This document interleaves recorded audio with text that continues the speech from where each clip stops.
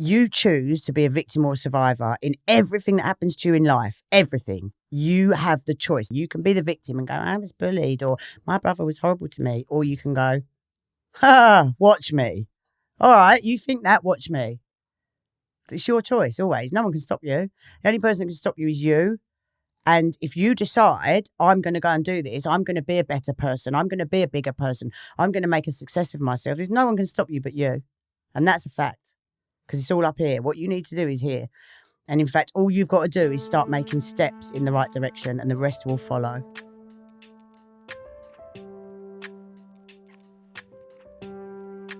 Hi everybody, welcome back to This Is Powerful with me, Paul Scolford. In this podcast, I speak to some incredible people about mindset, mental health, addiction and recovery.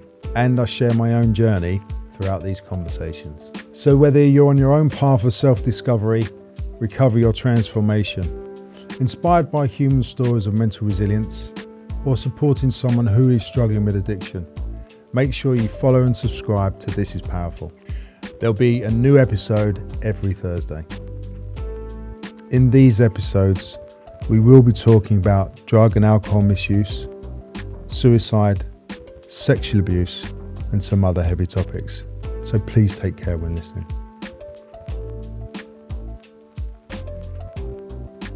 I'm so grateful you're joining me again today as we welcome the notorious Jodie Marsh.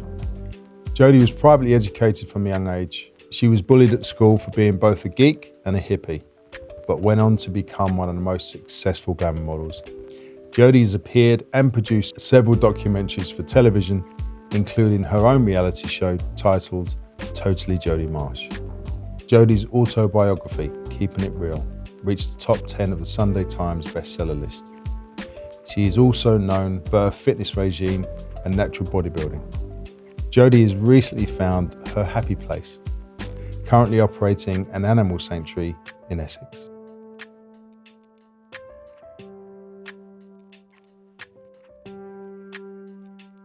Jodie, welcome to This Is Powerful. Thank you so much for coming. You are powerful. This is powerful. No, we're going to be powerful. Together we're powerful. Thanks for coming. How was it to be brought up in Brentwood and go to the school you went to? I loved Brentwood. I was brought up in the countryside in Brentwood, so I was a real tomboy, a farm girl. I've always been an animal lover. And I loved it. I spent my childhood running around cows' fields, stroking cows and being licked by cows and climbing trees and shooting at targets, not animals. And yeah, I was a real tomboy. I loved it. School, horrific. I was bullied the whole way through school, badly and relentlessly. By both girls and boys. And I was bullied physically and verbally. I actually, as a child, my dream was to be a vet. I wanted to be a vet to look after animals. And the bullies changed the course of my life because at 14 years old, I wrote in my diary, I want to be a famous model to prove to my bullies that I'm not ugly. Because I did write that. And because they called me ugly every day of my school life. Did you think they've changed that at the time for the better? Oh, now I do. Yeah. Yeah. I think everything happens for a reason. And I think you shouldn't have any regrets in life. I truly believe that. I think even the bad things, they're a lesson. Everything you go through is a lesson. So can be if you can see it that way. I think if you want to survive, you have no choice but to see it that way. Yeah. So I think I don't have any regrets. I've made some tremendous mistakes in life, but I don't regret it because everything I've done has led me to where I am now. Where I am now is the happiest I've ever been. Yeah. I am living my life's dream. I've achieved all my goals. You know, I don't want to jinx it, but if I die tomorrow, like, I've done everything I want to do. Well, that's not jinxing it. Give us wood, we'll touch wood. Wood! What were you... No, I'm happy. I'm happy to have been. So, yeah, I thank my bullies, actually. What were you bullied for? And when you made that decision to turn things, how did that change? So I was bullied for being ugly. I had a big nose, so they were always bullying me for my nose and how ugly I was. And then they bullied me for being clever because I was the geek and the boffin and I got straight A's in everything. And I wasn't one of the cool kids. I was the kid running around the farmers' fields, you know, in my wellies when I was a kid and climbing trees. They were all coming in. I went to a private school, a lot of them from new money. sort of chavs with new money. So they were all coming in designer gear. At the time, it was like Calvin Klein and Armani and all that. I didn't have any of that. I was literally a tomboy running around fields. So they bullied me for that as well, because I was so different to them. I didn't care about designer labels. And apparently at that age, you're supposed to care about designer labels. How did you deal with that at the time? I was suicidal. I was suicidal, yeah, at 14. It was horrific. Bullying is horrific. I still make a stand against bullying constantly. You know, I've done lots and lots of work for bullying. I've worked in schools as an adult. I've worked in schools. I've made 4 TV shows about bullying. I've implemented programs into schools to combat bullying and make the schools better and give the teachers tools to deal with it. I have been invited to Downing Street multiple times for my work with bullying. It's horrific. It's absolutely horrific. I was suicidal at 14. I wanted to die. I couldn't see a way out, because when you're in it and you're that age, you think that's your whole world. You think there's nothing out there bigger than what you're going through right now. You can't see a way out. You don't realise at that age there's a whole wide world out there full of amazing people who actually will love you for who you are and will support you and, you know, cherish you and raise you up for everything you are. Like, just because you're not getting that at school doesn't mean you won't get it in the real world. No, but you don't know then. And if you don't know that. If you're on fight or flight, you literally live here. Yes. And survival. So one thing I always say to kids who are victims of bullying, or even adults that are victims of bullying, this isn't forever, right? What you're going through right now, there is a way out. And when you get out of it, whatever way that is, whether you leave school, whether you leave your job, whether you know, whatever it is, cut the toxic people out of your life. Once you're out of it, you realise just how ridiculous and insignificant it is. Because you know what? Sitting here today, I don't ever think about my bullies. In fact, they only come up like now when somebody asks me about it. Yeah. They don't enter my head. They do not. I always thought when I become a famous model and when I'm front page of everything, which I was, I always thought, yeah, that'll show my bullies, like, and they'll see that and I'll be like, yeah, see, I've shown winning. You. Right? Do you know when I was front page of everything, I didn't think about my bullies once. Yeah. Didn't even enter my head. I just thought, wow, I'm smashing it. How can I earn more money? I know, I'll go out in 2 belts. Yeah. I always said I never got bullied. No one touched me. I was bullied by a certain group for quite some time at school. It propelled me to success in what I wanted to do. Initially, it wasn't like I'm going to show them consciously, but it was there. I'm going to gives you a fire in your belly. Yeah, it does. And I think that's been a good success of mine. Yeah. But then, you know, you got to realise to get over it and to look at it in a different view and etc. Like pretty much what you said. I'll tell you what, I've met a lot of famous people in my time. I've had a crazy showbiz career. And most of the people, I would honestly say 99% of the famous people, successful people I've met, were all bullied at school. And that's what gave them the fire to do what they're doing. It's crazy, isn't it? And I love that. I love that, because you know what it does show as well is that bullies never win. I know more than anyone that people who bully are doing it because they hate themselves or they hate their life. They're projecting onto others because they're miserable inside. They've either got problems at home or problems in relationships, or something horrific happens to them as a kid, or whatever it is, right? They've got hatred inside, and then when they bully someone, they're projecting it onto others. So actually, I feel sorry for bullies a lot of the time. I really do, because I see the deeper stuff as behind an adult it. Now, when you look at it, you can see how small it is and how insignificant the stuff is. But that's the truth of it, is like, I can feel sorry for the bullies and I can pity them and I can want to help them, and I have helped bullies, I have. But at the end of the day, bullies have got to remember they never win in the end. They really don't. How was it to get into the modelling game? Because running around a field being like loving cows and loving nature, somewhat different. So how did you get into that? Yeah, I just loved it. I loved it. I got asked to do a TV show called Essex Wives, which was around the time of Footballers' Wives with Gary Lucy and all those. Right? Yeah. And so Footballers' Wives was the biggest thing on TV. So ITV said, right, we're going to make a real life version of Footballers' Wives with rich families from Essex. Well, my mate worked at ITV and she went, we need your family in this show. And I was like, what? No. Like, I was a lap dancer at Stringfellows at the time. And I was like, oh God, like what? Anyway, she convinced us to do it. Of course, it blew up. It was huge.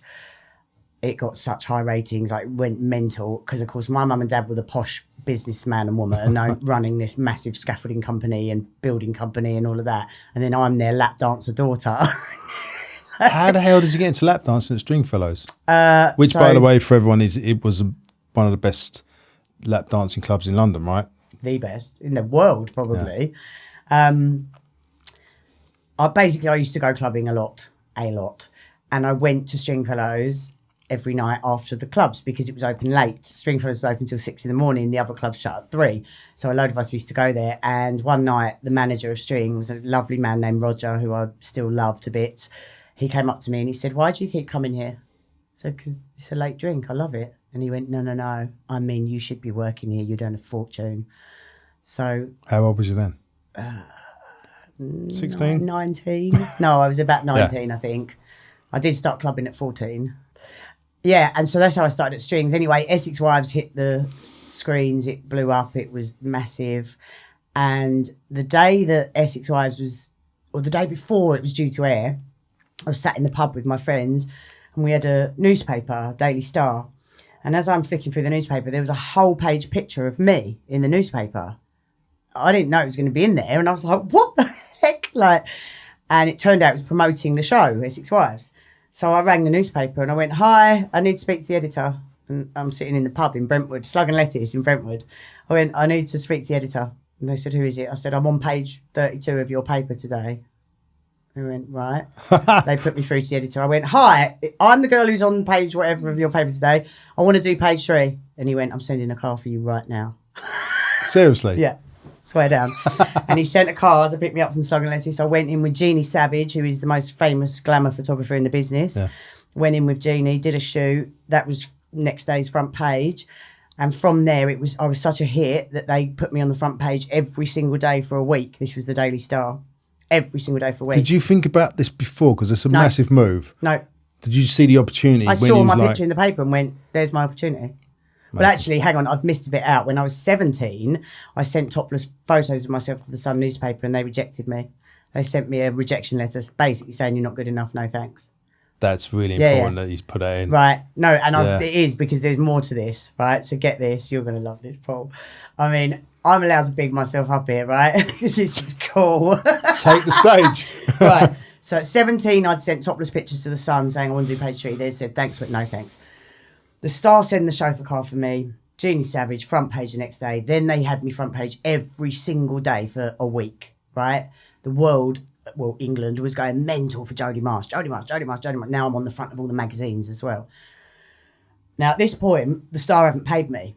I was so happy to be doing it and achieving my dreams of a model, being a famous model, that the Star hadn't paid me. And I hadn't asked them for any money, right?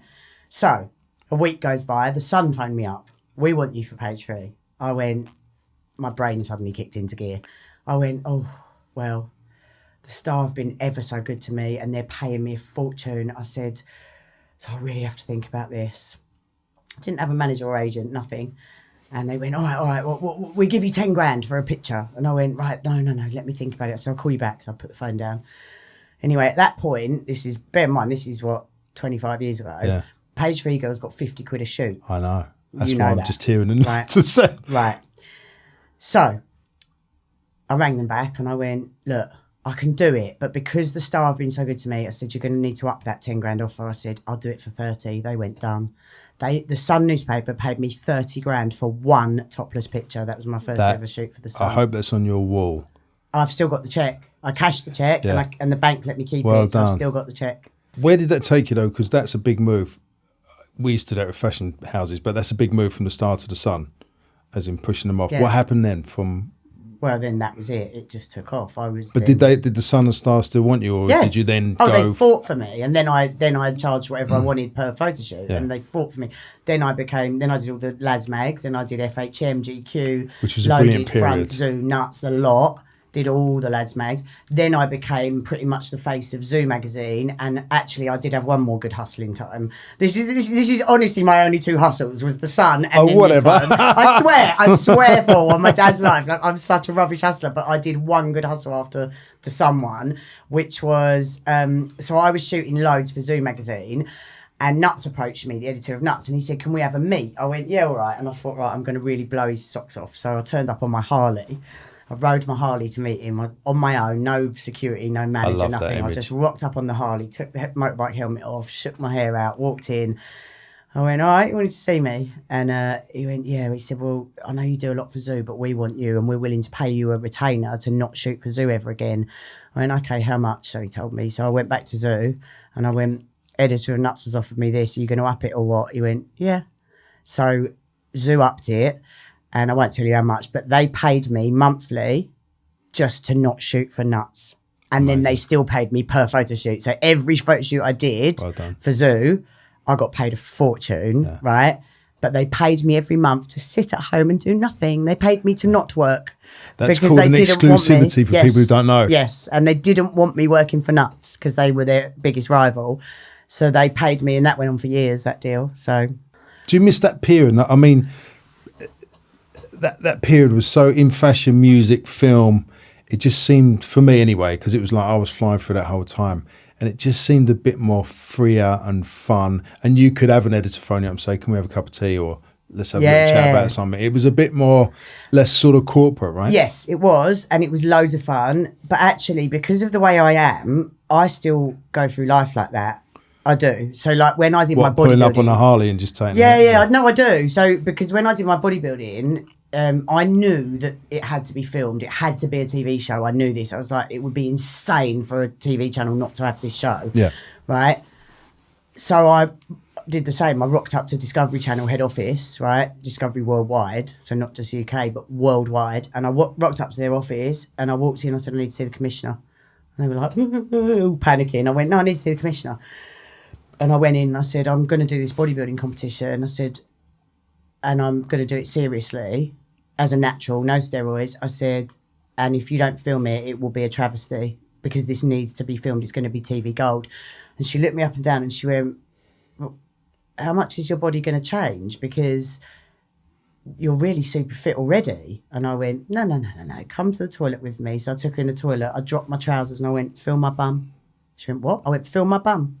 So I made her squeeze my bum and I went, see that? It's all flabby. It moves. It's all soft and it moves. I went, that's going to be like rock.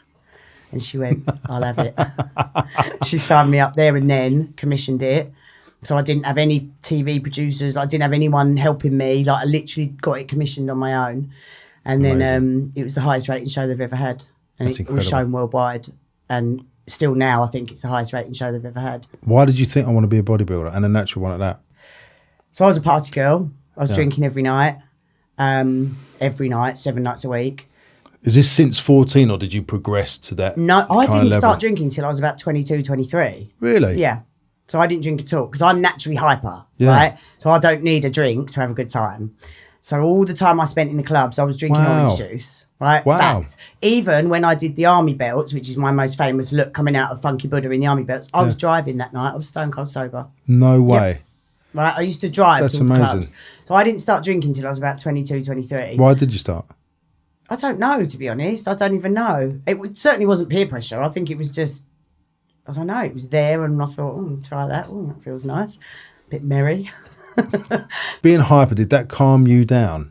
What, drinking? Yeah. Or... No, it made me 10 times worse. I used to be climbing on the roof of buildings and all sorts. Climbing out the sunroof of a car on the motorway and getting told off by Heat magazine.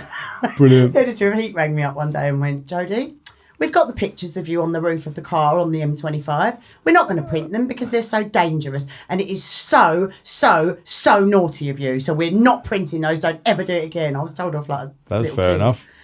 enough. Drinking makes me even worse. I mean, I turn into a 4-year-old child when I'm drunk. A fun 4-year-old child, but like all the same, I'm a liability, big time. And so I was drinking, having the time of my life, and I was having the time of my life. I was in the clubs with all the A-list superstars. Like I was famous myself by then, but I lap danced for Jamie Foxx. Jamie Foxx sung to me. Usher asked me on a date. Meatloaf asked me out. Vinnie Jones told me I should be Prime Minister. Like all this crazy stuff happened, right? Crazy stuff. And it was the bomb. I had the best time. But, and here's the big but, I was 29, I was approaching 30, and I went to meet my brother in a Pizza Express restaurant. He was eating, I wasn't. I just went to meet him and have a drink with him while he was eating, and I burst into tears at the table. And he said, what's wrong? And I said, just feel really depressed. He said, why? I said, I don't know. I just feel really depressed and I don't know why. He said, well, look at you. He said, you're drunk every night. You're out partying every night. He said, you eat crap. All you live on is pizza and chips. Whilst he was sitting eating his pizza. All you live on is pizza and chips. It was true. I lived on takeaways. He said, you don't sleep properly. You don't eat properly. You're not fit. He said, you might be fit from dancing, but you're not fit. You're not healthy. He went, you're a mess. Sort your life out. Right? Told me straight. And that was all I needed. I joined the gym the next day. Seriously. I joined the gym the next day. I gave up drinking the next day. I joined the gym. I stopped going to the clubs. That was literally a few weeks before my 30th birthday. And I had a party planned in Sugar Hut for my 30th. I'd hired the whole place for my 30th. So I said, right, stopping drinking. I'll obviously drink on my 30th as in it's my last big blowout. And I said, this will be my last big blowout. And it was. And so I never drank since, from my 30th onwards. And basically I joined a gym. When I was at school doing my GCSEs, I did a photography GCSE and I had walked into a gym in Brentwood and found a bodybuilder and said, can I take pictures of you training for my GCSE coursework? He said, yeah, fine. So when I walked into the gym at 29 years old, the day I walked in, this guy comes up to me and goes, Jodie. I was like, didn't know who he was. He went, I'm the guy you photographed for your GCSEs. And I went, what? And I went, wow. Oh my God. And he went, listen, what you doing here? What do you want to do? And I said, I want to get in shape. I want to get fit. I want to tone up. Because I was in good shape from dancing and, when you're young and partying. And eating pizzas, you can do it, yeah. You're just in shape anyway. Which is surprising because you're in amazing shape. But I wanted to get in shape. I wanted to get fit and toned and I wanted to look the bomb. So I told him that. I said, that's what I want to do. I said, I've got 3 weeks till my 30th. He went, yeah, I can do that. I went, what? He went, I can do that. Well, I said, well, I've got no money. I was skint at the time. I had no work coming in. I said, I've got no money. He said, I don't want money. He said, training you will give me all the promotion I need. Let's do it. So he got me fit for my 30th. I wore the skimpiest outfit of all. I basically wore a bit of string and 2 nipple covers. That was it. Literally wore the skimpiest outfit of all time. He got my body in shape for that, like as in toned and defined in 3 weeks. We worked hard. How did you change your food though? Because that's tough. Oh, he just immediately took me off all the crap, got everything out of my diet and put me straight on protein shakes and vegetables. And that was it. So I've been vegetarian all my life. I'm vegan now, but I was vegetarian at the time. He put me on protein shakes and green vegetables. That was it. So within 3 weeks, we'd made a huge difference to my body. Of course, after my 30th, I then carried on training with him because I loved it. It was brilliant. It was good for me mentally, physically, everything. So then one of my other female friends did a bodybuilding show, competed. She got on stage. She wore the glittery bikini. She had a 6-pack. And I looked at her on stage and I thought, I want to look like that. So I went to Tim, my then trainer, and said, I want to compete. And he went, no, you don't. I went, I do. And that was that. And I bet he was excited about that, wasn't he? And it was amazing. And then so I competed 4 times during my bodybuilding career. I became champion of America, IMBF champion of America, which is the International Natural Federation of Bodybuilding. That's so no steroids, you're not even allowed to take any supplements, right? They test you, they blood test you, urine test you, and you have to take a lie detector test. So when I became the champion of America, after that I sort of thought, well, there's nowhere higher I can go now. So I stopped competing, but I carried on training. It's amazing you listen to your brother because siblings sometimes don't. It'll be like, oh, fuck off, you're into pizza, I'm going. Yeah. What was it that you heard and why, what did you actually hear that made that change? This is going to sound awful, but I don't think my brother was saying it to help me. I think he was saying it just to be nasty. Like, well, you're a mess. You're a mess. Look at you. You're a mess. You fucking mess. Like, I genuinely don't think he was trying to help me at the time. Maybe he was, look, maybe I'm wrong, but I felt like he was almost enjoying what a mess I was. Yeah. Because it was like, well, look at you. You party every night, you're drunk every night, you're shagging, you're eating shit. Like that, it was a nasty speech. Gotcha. And I think it just hit me inside. Something went, he's right. I am a mess and I don't want to be a mess. I don't want to be that person. I don't want to be the person that everyone's going, oh, she's a mess, look at her. I've never wanted to be that person. I wanted to be a vet when I was a kid. I was the cleverest kid in my school. I got straight A's and A stars in everything. I don't want to be that person that's a mess. No way.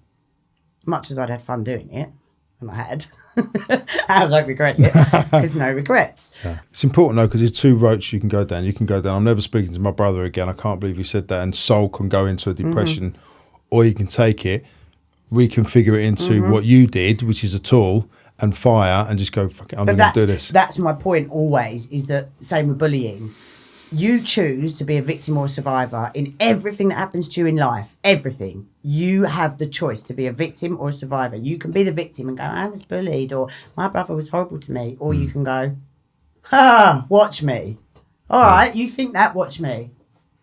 It's your choice always. No one can stop you. Yeah. The only person who can stop you is you.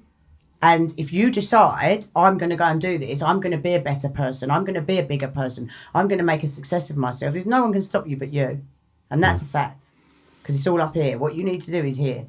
And in fact, all you've got to do is start making steps in the right direction and the rest will follow. Right? And let me just tell you one other quick story that impacted my life in a huge way. My dad will absolutely kill me for this. I'm sorry, Dad. I'm sorry, Dad. But it's so important. This changed my life. So when I was bullied at school, like I did, much as it spurred me on to be successful and do better and prove to them everything I proved, I still carried the scars of that bullying for a very long time, right? So even after I was a world famous model and I was on the front cover of everything and I had my own TV shows and series and everything, I still carried those scars of that bullying and I still let it define me to some extent. So if something went wrong in my life or someone was being nasty to me, I'd go, see, people always pick on me, people always bully me. And it was that sort of attitude, right, that would surface every now and then. And one day I was in the car with my dad, we were driving somewhere, and I said something about, yeah, well, you wouldn't understand, you weren't bullied. And he lost it with me and he went, let me tell you something. He went, now, sorry, before I tell you this, bear in mind my dad by then was a multi-millionaire business owner, right? And he'd done it all on his own. My dad was homeless at 16. He got kicked out of home at 16 and was sleeping rough on the street at 16. Wow. And by now he's a multi-millionaire business owner, right? So my dad stopped me. He went, let me stop you right there. He went, I'm sick of hearing you going on about your bullying. He went, you have no idea about me. And I went, what? And it stopped me in my tracks. And he went, I was bullied at school so bad. He went, I was beaten black and blue, right? And this was all because my nan, his mum, had an affair. And back then, you didn't have affairs. No. You did not, right? We're talking like, this is like... Yeah, as a female, you'd have got absolutely slaughtered. Well, my dad got called every name under the sun and didn't just get called names, got beaten black and blue. They used to wait for him outside the school and chase him all the way home and beat him. Of course, then he was kicked out of home at 16. He was homeless, right? But I never knew, all my life, I never knew my dad was bullied because he'd never mentioned it. He'd never let it define him. He'd never let it become part of who he was. All he'd ever done was go on to be successful, right?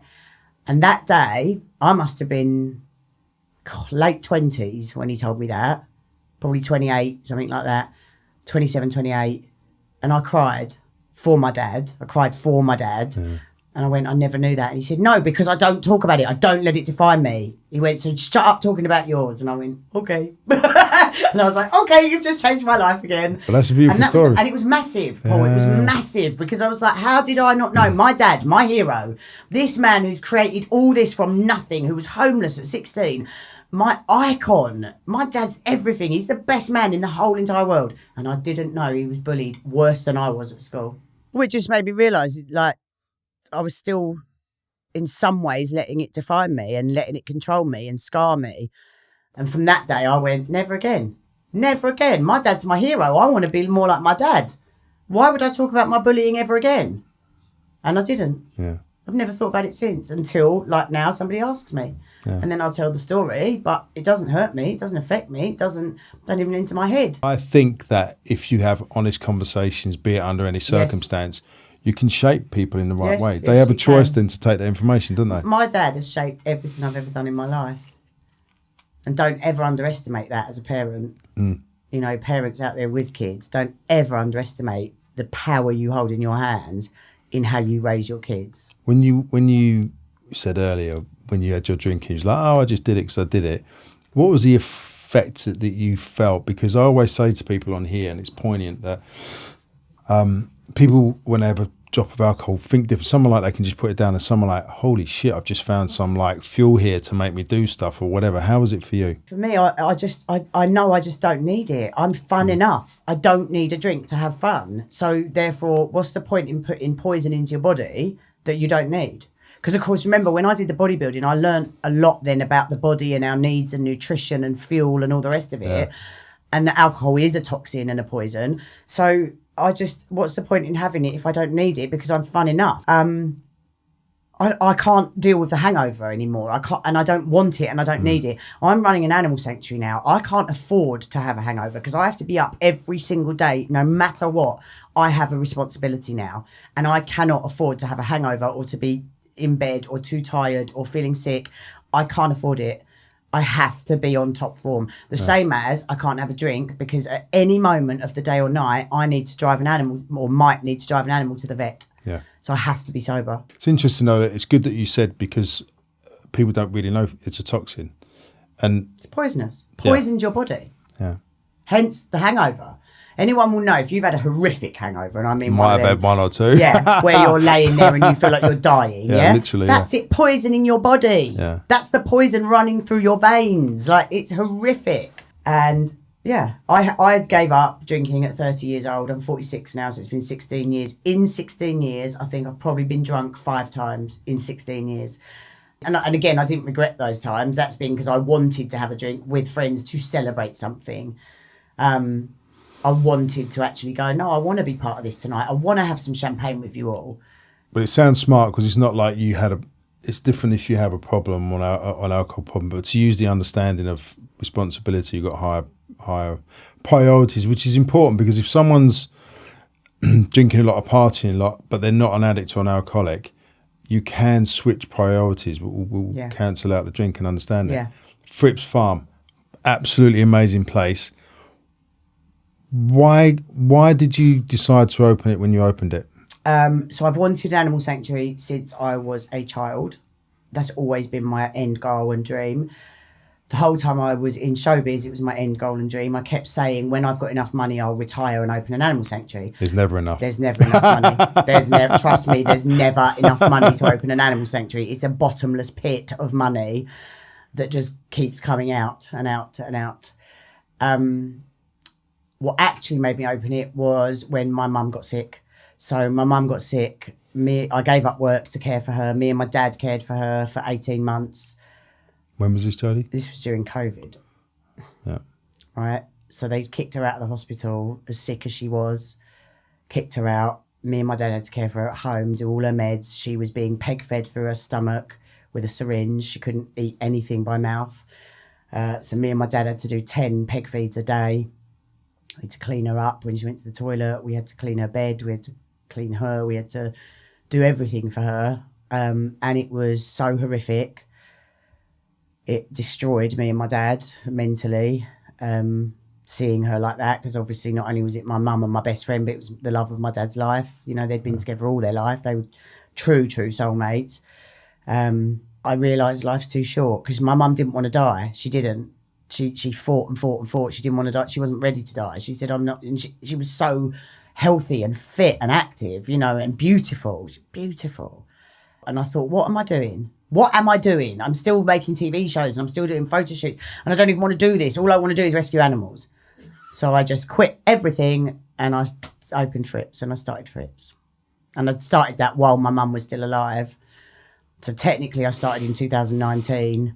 We became a CIC in 2022, I think. What does CIC mean? Community Interest Company. So it's the same thing as a charity, basically. We sort of have all the perks of a charity, but like we can take donations from the public and all the rest of it, but it's actually more transparent than a charity. Yeah. So charities can get away with paying for first class flights to America for fun. Oh, not my charity can't. Yeah. No. But we can't. Yeah. All the money raised has to go on the cause. Yeah. So so we're a community interest company. And how did you find the land? Like what was the bit, like how did you start? So I started it in my house I was in at the time, which had just under an acre of garden. And it was hilarious because I had pigs and emus and llama in my garden, in my back garden. And then I knew, because it was just growing so quickly, everybody wanted me to rehome their animals because it was all like, you know, all the other animal rescues were full, and the RSPCA wouldn't help, and the Cats Protection wouldn't help, and so everyone's coming to me going, no one will help us, you need to help us. Did you advertise straight No, away? we just had an Instagram. And it just went nuts. It went bananas. So I knew I'd have to get more land. Yeah.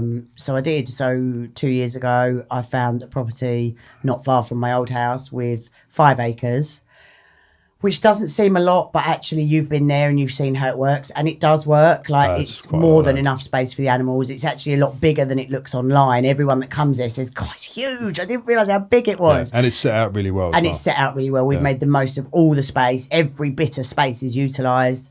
So the next goal, obviously there's always another goal. 150 acres. Is a castle with 1,000 acres. Really? That's the next So you're going to go to Ireland or Wales or Scotland?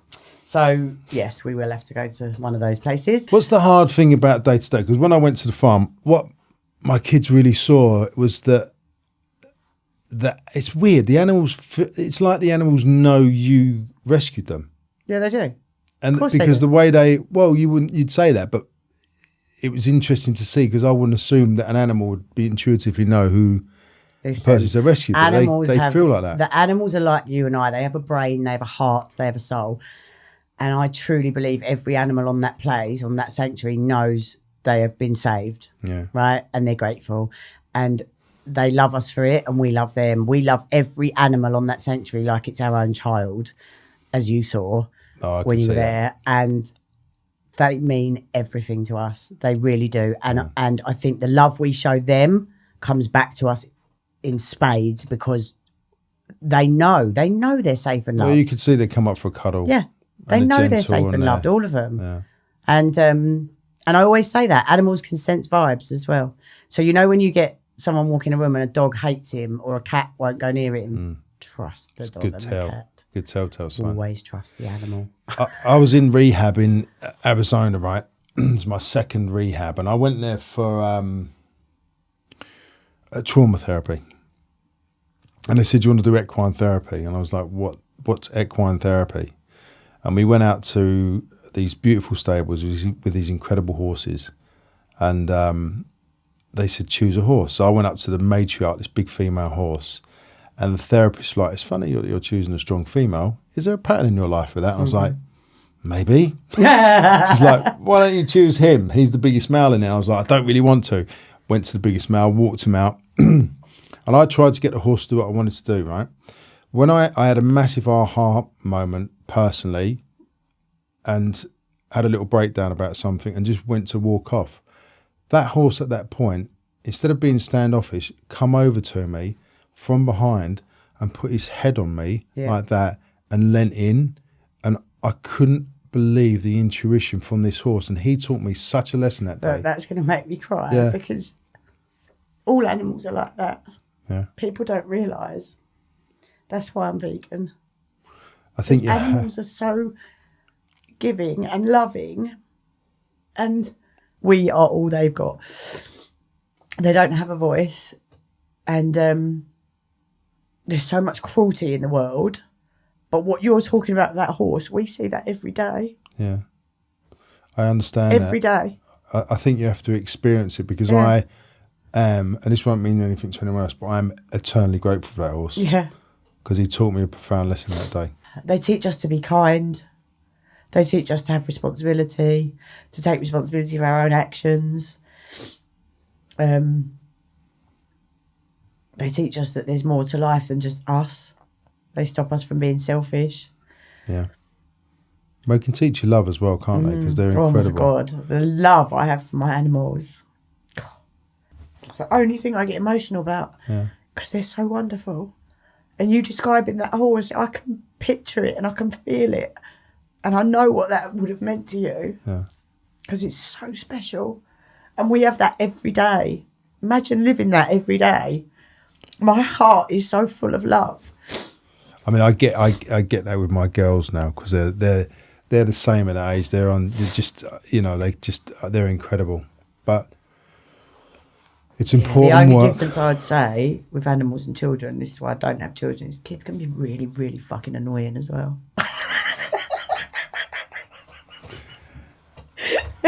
You never met my old cat. Whereas my animals are never annoying. No, obviously I'm joking. I love kids. I just don't want them. I want the four-legged or the fluffy or the feathered or the scaly variety. They are my children. It's expensive to run. Yeah. And I saw that from the buildings and the amount of food and all that stuff. Yeah. It's expensive to run. Is that a stress? Yes, every month. It costs me £25,000 a month to run that place. That's just the basic running costs. That's not including vets bills. And some months our vets bills can be 20 grand alone. That's crazy. Yeah, it's stressful. I'm on OnlyFans. I do OnlyFans to get extra money. So OnlyFans is the lads mags, but online, and people pay to look at it. So it's naked photos, topless photos. Well, it can be porn, and do you get a cut? Anything, do they get a percentage or you get a percentage of what's No, they get a percentage of what I earn. Right. So they get a percentage of what I earn. You set your own prices. I don't do anything pornographic on there, but I do naked and topless because I'm good at it. Do you have a big fan base from before? Because I was going to say, you must have like a great platform. Yeah. And so my OnlyFans, when I first moved into the new property for the animals, I had to fence the entire perimeter and it cost 65 grand and I paid that from my OnlyFans. Wow. I then paid the staff wages for the first 2 years from my OnlyFans. Wow. So yeah, I still do OnlyFans, but I lean on that when I need to. So we're very, very lucky, and touch wood that continues, that we get a lot of donations now. Most months the donations cover our running costs, but if they don't, then I can do a massive push on OnlyFans, get a load of money in. Amazing. And then fund whatever else I need to from that. But it's always a stress. Of course it is. It all falls on me. Everything falls on me. Yeah. It's my responsibility. We don't have a fundraising manager. We don't have any PR teams. We don't have any. I do it all. I do all the admin. I do the banking, the payroll, the accounting. I do all the social media. I don't have any help. How do you have time for yourself? Because that's so much to do. I know, even doing the podcast and other stuff, it's running my charity, is so much goes behind the scenes that people do not appreciate or see. I rarely get to socialise. When I do, it's even more special, and we have even more fun because it's so rare. And I pick and choose as well, so I'm very, very choosy about what I go to. Yeah. Because I can't afford to spend time away from the farm. So if I do go, it's something I know I'm gonna love and have the best time, and it's something I really, really, really want to go to. So actually, that's a good thing. That's a positive, because instead of just going to everything and saying yes to everything, I am very, very, very choosy now. Like, I think they call it exclusive. Yeah, very. So I don't. I mean, you're lucky I'm here today. I never leave the farm for anyone. Yeah. Ever. I noted that. Don't I? Yeah. So no, listen. I don't have a social life. I haven't had a holiday for 6 years. I have not left this country in 6 years. I used to go to Barbados 3 times a year. Barbados was like my second home. I've got friends all over the island. I've been going there since I was 5 years old, and I haven't been there for 6 years. I haven't had a single holiday, not even a night away in a hotel. Maybe it's time. It is time, but I'm still not ready to leave the farm yet. If there is a young person who's either being bullied or they're struggling with drink or drugs or anything like that, what advice would you have? You have the choice to take control of your own life. You can choose to be a victim or a survivor. That's all in your own head. It's all on you. It's on your shoulders.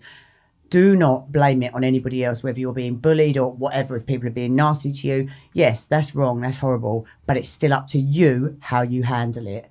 And you can choose to be a survivor. You can walk with your head high and go, you know what? I'm going to overcome this. I'm going to make something of myself. Same with drink and drugs. It's all on you. No one can help you. You have to help you. Until you decide to do it yourself, then no amount of friends stepping in and trying to help is going to make any difference, as you probably know. Yeah. People going, you need to stop.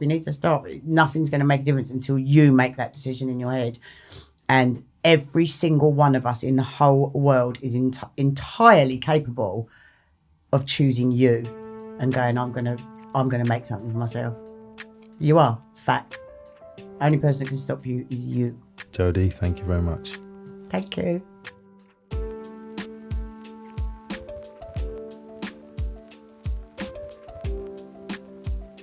This is Powerful is brought to you by Stride Foundation.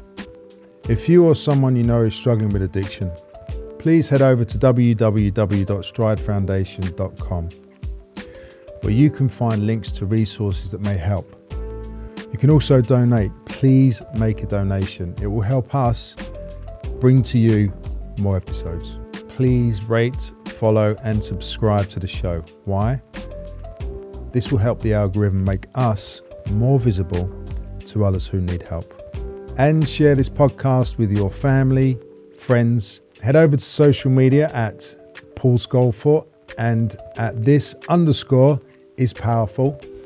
You will get to see what's coming up, and you can get in touch with us because I love hearing about you. Thank you also to my beautiful wife, Dr. Federica Amati, the best producer, Shannon Delwich, to Ebba Long, who does all the hard work in the background. Thank you also to Ria Musa and the rest of the team. Hi everybody, I'd really love to hear your views so that we can produce a podcast with the content that matters to you. It doesn't matter if you just joined us or if you've been listening from the start. We would love you to fill in the short listener feedback form, which you can find in the show notes. And let me know your thoughts on our podcast. It would really mean a lot. Thanks, guys.